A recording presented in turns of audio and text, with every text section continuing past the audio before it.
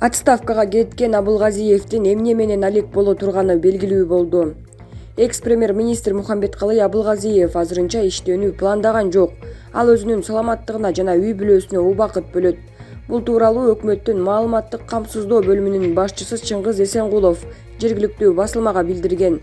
Эске сала кетсек, аткаруу бийлигин дээрлик 2 жылдай башкарган Мухамбеткалый Абылгазиев 15-июнда өз арызынын негизинде отставкага кетти.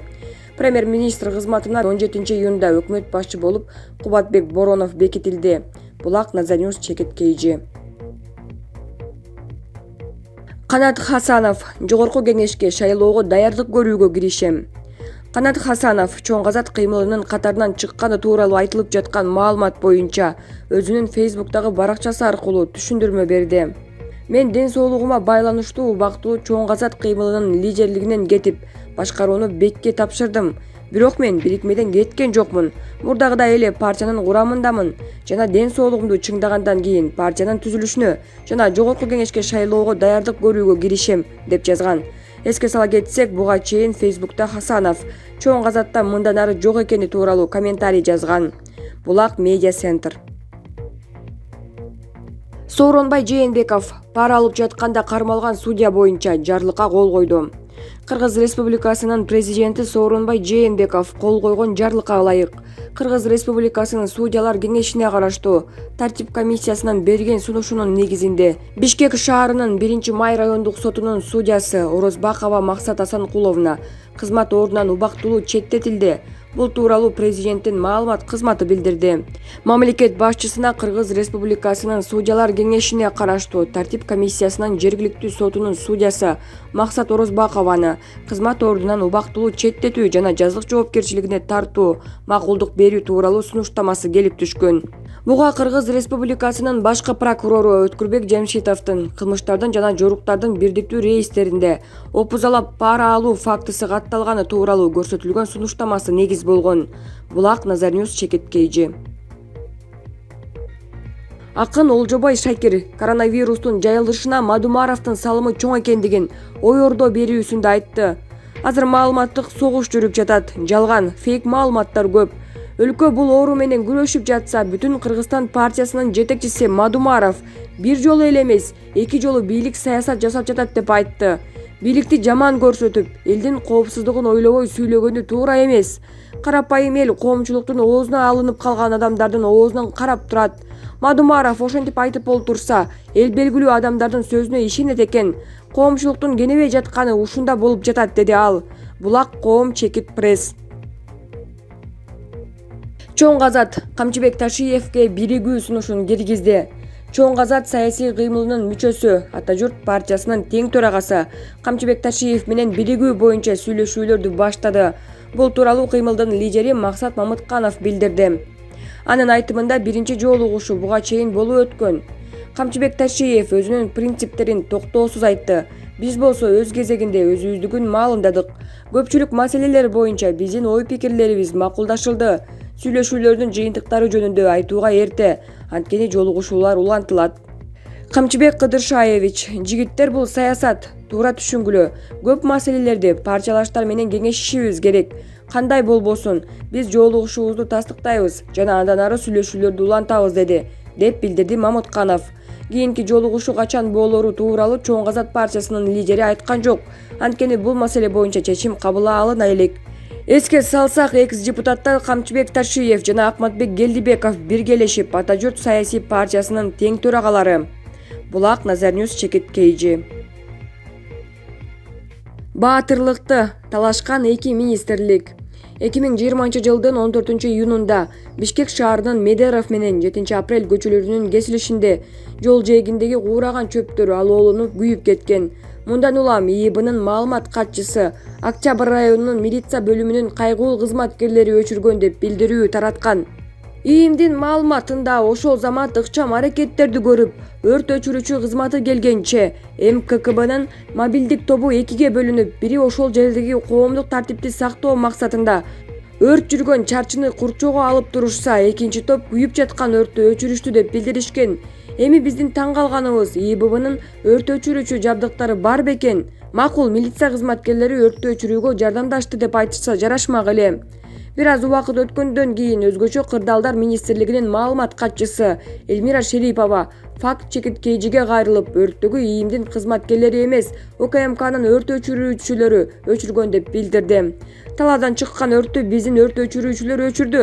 Талаш шартында жол кайгуулда тиешелүү жабдыктар болбосо керек деп кошумчалады Шерипова. УКМКнын маалыматында Октябрь районунун 7-апрель Медеров көчөлөрүнүн кесилишинде ачык аянтта жыйналган 300 чарчы метр куураган чөп күйүп кеткен. Бул алоолонгон өрттү биздин атайын өрт өчүрүүчүлөрүбүз өчүргөн деп билдирди. Бизге кызык болуп жатканы, бир өрттү ички иштер башкы башкармалыгы менен Өзгөчө кырдаалдар министрлиги сен өчүрдүң, мен өчүрдүм болуп талашып жатканы. Милиция кызматкерлери өрттү өчүргөнчө жардам беришти деп айтышса жарашат беле деген кеп.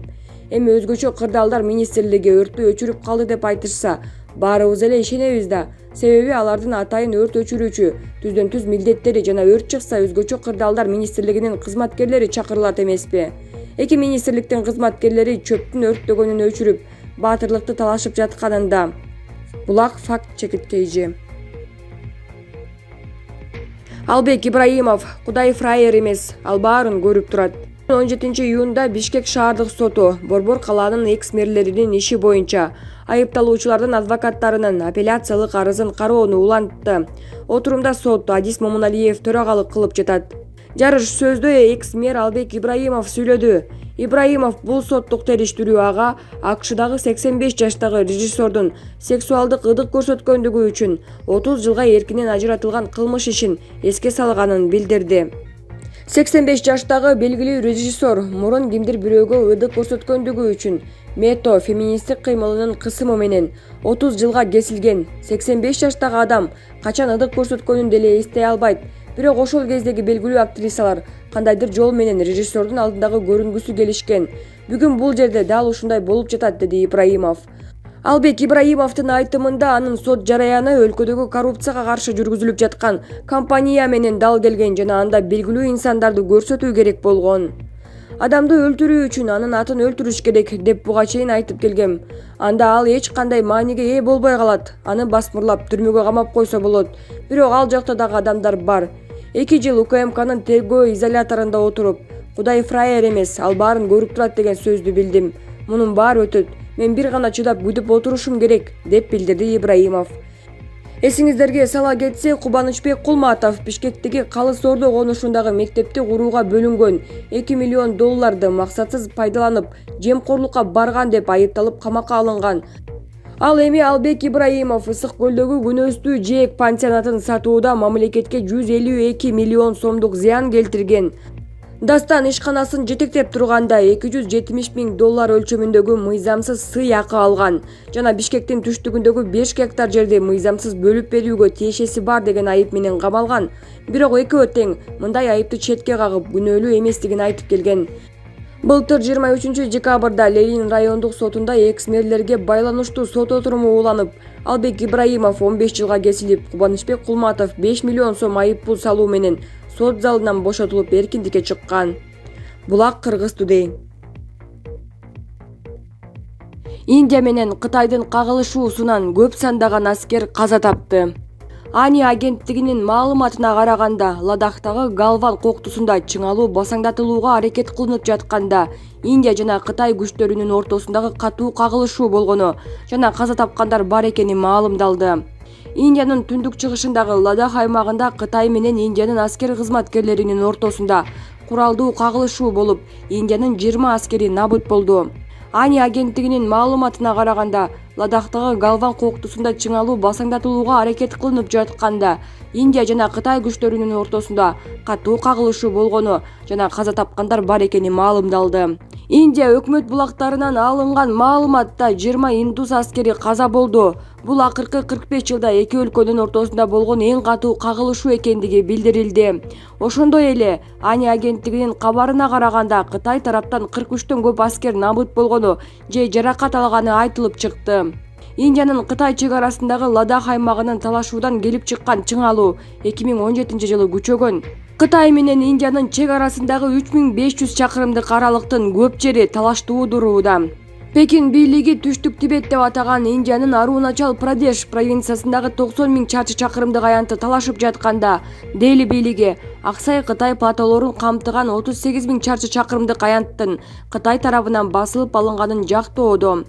Тараптар көп жылдарга созулган жолугушууларга карабастан эгемендүүлүк арыздашууларын чече албай, сөз болгон маселе акыркы убактарда Пекин жаңы Дели багытында чыңалуунун барган сайын күчөшүнө себеп болгон.